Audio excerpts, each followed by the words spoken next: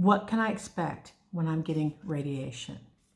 I hear this question a lot. I answer it probably almost 3 times a week, and I thought I'd make a quick video to explain it. So you're gonna have to bear with me because it's gonna be a little bit of a tutorial here with some props. Okay, when you get radiation for inflammatory breast cancer, the reason that is the third step in a trimodal treatment, it is because to get the other things that chemotherapy was not able to get, or that you may not see in surgery, is to get those microscopic bits. That's why it's not a targeted therapy. It is a very large radiated area. So let's start with the first step. You will be evaluated for your radiation. There will be a simulation. And when they do the simulation, they study your breathing pattern and also things about your body. And they literally draw with markers on your body the field they're going to be working on. Sometimes people worry about radiation damage in their heart or their lungs, and I can tell you they take a lot of time and effort mapping you out to know literally the area, but also the depth of the field that they're hitting deeper. I have seen infrared cameras where they shoot straight down the body, and it's fascinating because it shows how deep it goes in some places and not in others to protect the internal organs, and also hit literally your body in the most customized way you could ever imagine. And that is one reason you don't see targeted radiation for inflammatory breast cancer of the breast area. Now, so what they start with is about 4 weeks after surgery, if the patient has had surgery, there is a rare time that radiation is done prior to surgery, but that's a different conversation. So about 4 to 6 weeks after surgery, when your body's immune system is strong enough to undergo this next step, you'll start radiation typically. They have you lay with your arm up over your head like this. So there's a couple things they do. They make a cradle, which is out of like a paper mache that you lay in to hold you exactly, which is what they did for me at MD Anderson.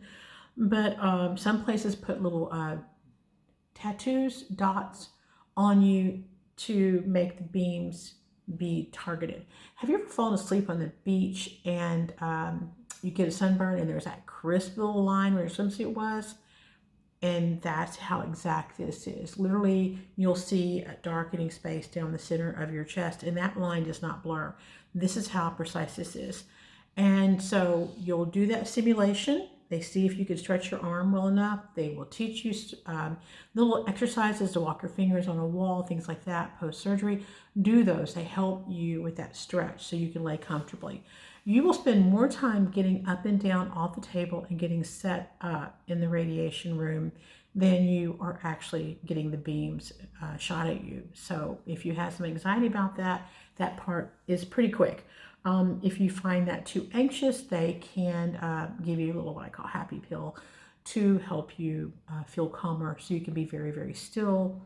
And they help you with the breathing techniques. I find the radiation people to be very helpful and encouraging to help you have the best outcome.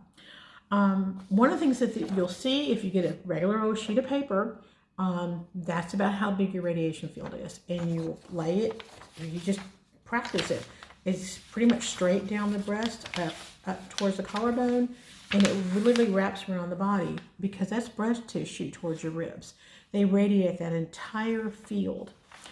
Typically, it's 6 weeks every day, 5 days a week for 6 weeks, or it could be 2 times a day for 4 weeks. You're getting the same dosages. Sometimes there's a myth out there that is about convenience. No, there's a formula that it determines if you're 6 or 8 weeks and why. I'm not going to get into all the bolus and all those things. I just kind of wanted to make this short and explain some of the reasoning, some of the practical things about it, because no one tells you how you lay or your position or whatever, and also how big it is. Radiation can be harder for some people than others. Some people burn more than others. I was one of the ones that burned, so I'll be very honest about that. About 2 weeks in, though, the great thing about it's like having a really bad sunburn. It starts, the nerves die, and then you don't feel it anymore. And like I said, some people burn more than others. They will tell you which creams you can use, and there's different, it's called skin mole. It's like a really thin piece of felt you can put on the skin to help protect because you can't manage it.